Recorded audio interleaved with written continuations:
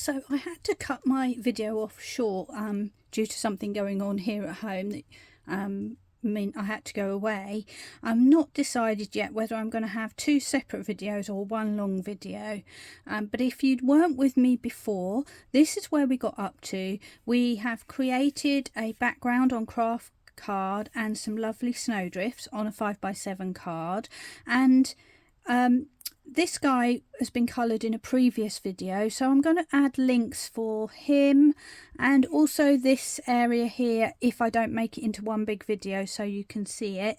But now we're going to carry on, and the first thing I'm going to do is just bring in my little fish.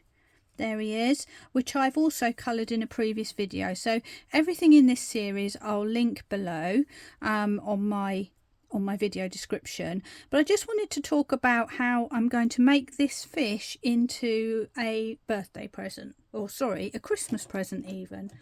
And to do that, I'm going to go ahead and use one of my fine liner pens. Now mine happens to be an aqua pen with the fine point, but you can use any fine liner that you have to hand in whatever colour you like. I'm going with a purple because, as you'll see in a few minutes, I'm going to colour another penguin and give her purple earmuffs. So that's why I've gone for the purple. And having already coloured this fish, it's quite easy to now make him into a present. I'm simply going to draw a line where his gills would be, and I'll tell you what, let's zoom in because he's such a tiny little fish, so hopefully you can see that. I've just drawn a line just here, and I'm going to turn him round and draw another line down the middle to make the ribbon for the present, and it's up to you how thick you want to make that. And then I'm simply just going to draw 4 loops around each corner where those lines intersect, and there we have our little fish wrapped up as a present. So the next thing to do will just be to stick him onto our little fish, penguin, sorry. He's going to be holding on to him. So the easiest thing to do is to dab the glue onto the bigger item, in this case the penguin. So I'm putting a bit of glue there, and I'm just going to pop that fish there so he's holding on to them on the end of his fin, almost like he's got it in his hand. And now we're ready to move on to colouring our little girl penguin. So this is going to be a good opportunity to recap on the colouring that I did before on the other penguins, and also to show you something new, which is colouring in the earmuffs. So before we begin anything else, I think what I'm going to do is just put down a layer of lilac on the puffy fluffy bits of her earmuffs, and I'm using my Ohuhu brush marker pens, and for this I'm using my lightest colour, which is should be VO20. I just picked up the wrong one. There we go, VO20. It won't matter, we'll make that disappear, but it's good to see that there are mistakes as well. I'm not a perfect crafter by any means. I make lots of mistakes. So there we go. And I'm going to do the same on the other side. And the reason I'm doing that now is because I want that to dry. Because when I put my little dots in to create texture, I don't want them to fade and merge into the rest of it. I want them to be very specific dots. So that's why I'm leaving that there. Now my penguins have got a nice yellow faded into white on their feathers, so I'm just going to quickly show you how I do that. And the key to that is to use a blender pen, which is this clear pen here, and if you have the colour set, it'll be colour 0. And all I'm going to do is everywhere I want the edge of my yellow to go, I'm just going to put down a nice generous amount of that alcohol pen that's clear. And what you'll see, it will discolour the card slightly, but when it dries it's going to disappear. I'm then going to take my lightest colour, which is Y030, and I'm going to start colouring from the edge of the yellow belly into that area of alcohol marker or blender marker that we just put down. And I'm also going to add a bit of shade, so I'm going to go with a darker yellow, which is Y3. And I'm going to add some of that in there as well, just around the base and fading away as we go up the sides of our little penguin. Sorry, I knocked the camera there. And then I'm going to go back and blend between the darker and the light colour. And I may just come out a little bit more into my blended area. And then I'm coming back with my zero blender. And I'm going to go over those edges again, and what will happen is as that dries, that's going to diffuse and fade, which is going to give a really lovely effect. Now before we move on from there, I do want to give a little bit of shade down at the bottom. So I've got a very pale grey, which is CG020, and I'm just going to dab that around the bottom, which is just going to give that feeling of shadow without being too much. It's very delicate. If I bring this up, hopefully you can just about see it, but it will just give that idea of shadow without taking it too far. I also like to do the same just around the top of the white area, just to break it down a little bit really. So I'm putting a bit more of my blender in there and following the exact same process. So I'm going with my palest yellow into that blended area and just adding the smallest touch of the darker yellow where I think it should be darker, and that's just really down to your own choice. Back with that yellow to blend that away, and because this is a smaller area it's going to blend more quickly anyway, so there we are, because there's less time for this alcohol to dry out. So I'm going to leave that as it is now, and then we're going to move on to doing the black areas of our penguin, which we're actually going to do with shades of grey. And we're going to go back to that very pale grey that we used just to shade our the base of our penguin, and we're going to lay down, we'll start with a small area, so we'll start with a fin or a wing and put down the pale grey all over.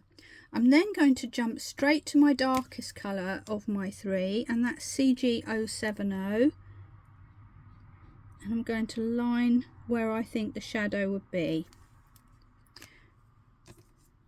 We haven't got much room for blending here, and that's why I'm putting in my dark area first so that I don't run out of space basically. This is my medium colour, which is CG050, and I've just put that in and trying to make sure I just leave a little bit of a highlight area and go back over that with my CG020. And although that's shades of grey, the overall impression will be as if it is a black penguin but with light and dimension shining on her. So it's going to give her that feeling of the light reflecting off of the black. And I'm going to now do the other little segments. They're all very tiny, so not too intimidating. So I've gone down with my pale colour, then my dark colour, I'm just going where I think the shadow will be, in with my medium, and following that exact same process, and then to my light. And if I feel like I'm losing some of my darkness, I can actually go in and, you know, just do that again, do a double coat, just to bring back some of that definition.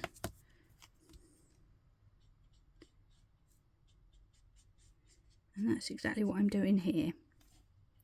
There we are. And now we're getting a little bit more light and shade.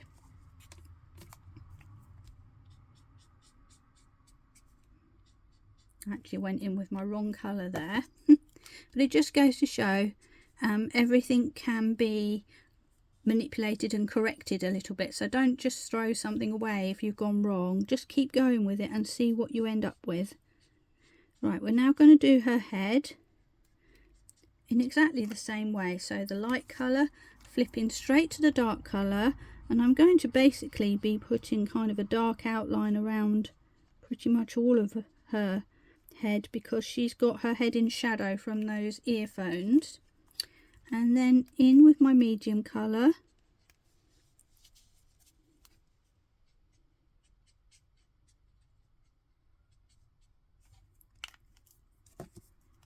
and light. So you get the idea here. I'm just going to take a moment to finish off those black areas, and then we'll move on to the other parts.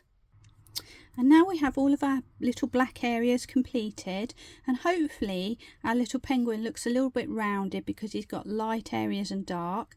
And while that's been going on, my middle yellow area has been drying, and hopefully you can see now you get a really lovely little fade from the yellow into the white, which is exactly what I wanted, and I think it's a really nice sort of effect.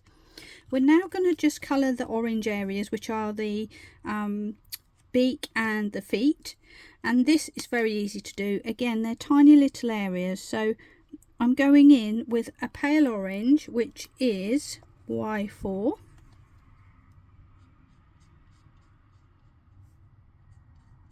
and just colouring the whole area. And now I've got a darker orange, which is YR3, and I'm just going to add some low lights. So I'm literally going to draw a line on the beak and a line on the feet, because these are all very small areas. And then back to my pale colour,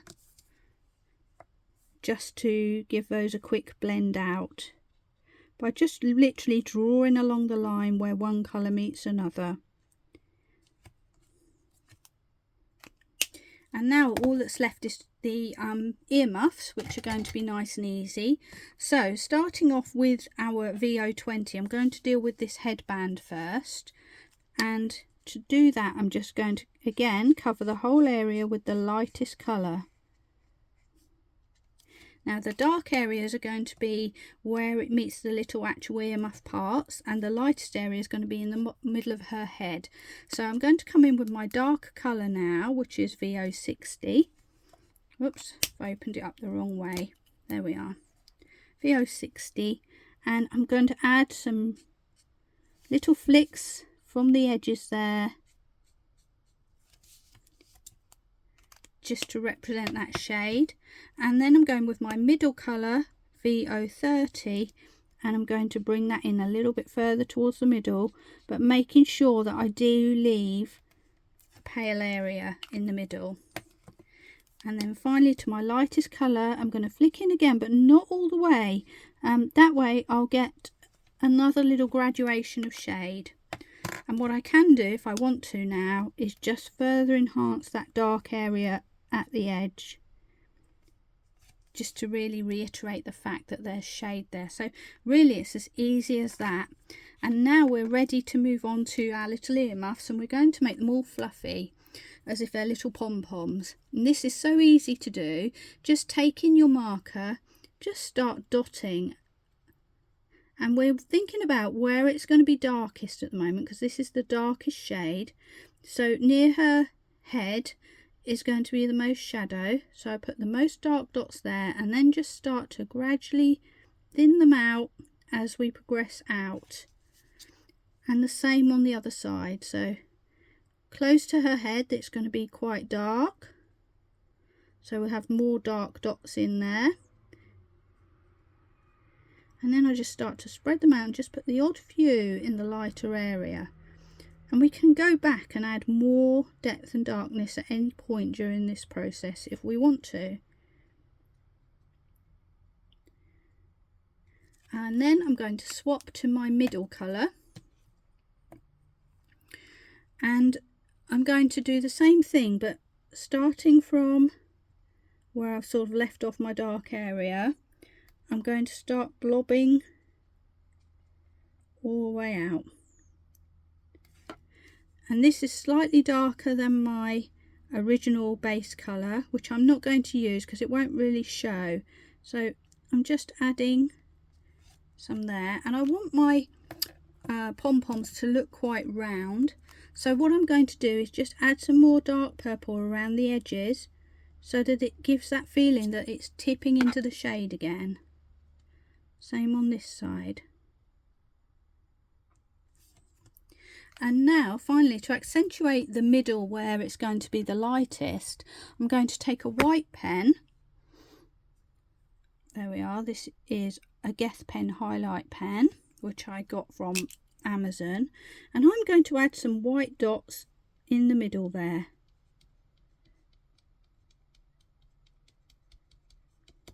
Which will just give us a little bit of highlight,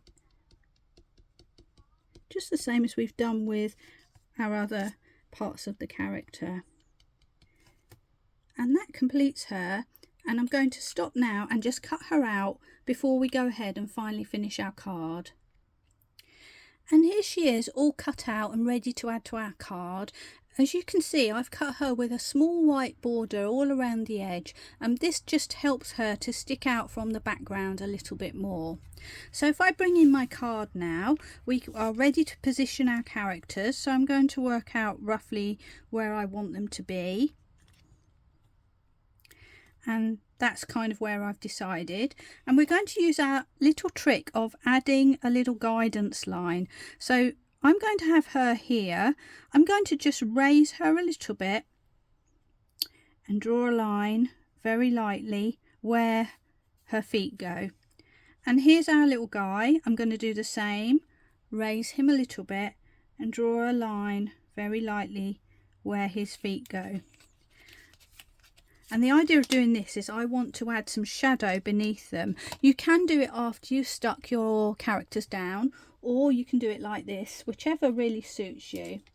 So I'm going to take a very fine stencil brush, and I'm going to use Hickory Smoke, which is a sort of greyish distress ink, and I'm just going to pick some up, take my scrap of card just to make sure I take off any stippling, and then I'm just going to start to add some of that grey. And what I can do is I can pick up my little girl and think, okay, how's that looking? It's looking a bit faded at the moment, so I'm going to add some more. And I'm going to fade it outwards, almost as if she's casting her shadow. So there's her body, and the shadow is coming across and just casting a vague shape of her body, just fading away into that snow. So there's her. Hopefully you can see how that's going to go. In fact, I'm going to go in a little bit bolder still. There we are. And I'm going to do the same with our little friend here. So he's going to be sitting facing that way. So I don't need to worry about the top too much, but it's a good place to start. And I'm going to do the same thing. I'm literally just taking my ink and scribbling from side to side, holding the brush very lightly, so I just get the tiniest bit of ink going down. And if I put him in position, I can have a look and think, okay, I think he needs a little bit more. Oh, I've gone in very dark there, but that's okay. And then I can just sit him down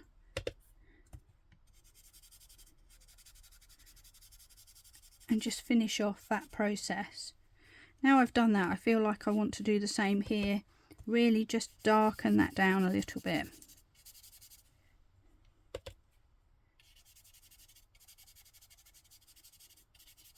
So it's really up to you how brave you want to be, but this is a really good way to just test out the water and just get it how you want it, really. And there we are, we're ready to stick in place. So let's go ahead and do that with my pin flare glue.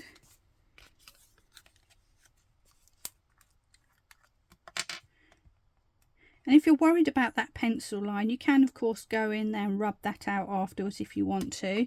I'm not going to worry because I know I'm going to stick my character right over the top, so that's not going to be a problem. There she is. Let's just make sure her head's not completely aligned with the hill. There we go. And our little guy, I'm going to glue all around the edge of him, so that includes his hat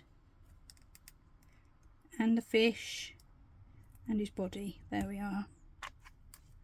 And this is a very strong glue pin flare, so it's going to, you know, it's going to grab and it's going to be absolutely fine. And there he is, ready to give her a present. So that's our final card in this series. I'll just try and zoom out a little bit so you can get a better view of the full card. So there we have it. We've done some colouring of our characters. We've decorated our fish and made him into a parcel. We've created a forest background that aligns with our hills. And we've got a snowstorm, and we've created some snowdrifts from plain white card.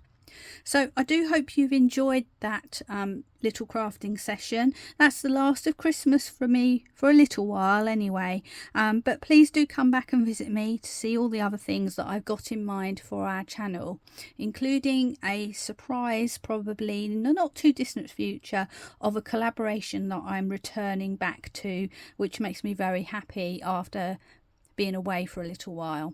But that's it for me for now. Happy crafting everybody, take care, and I hope to see you soon. Bye.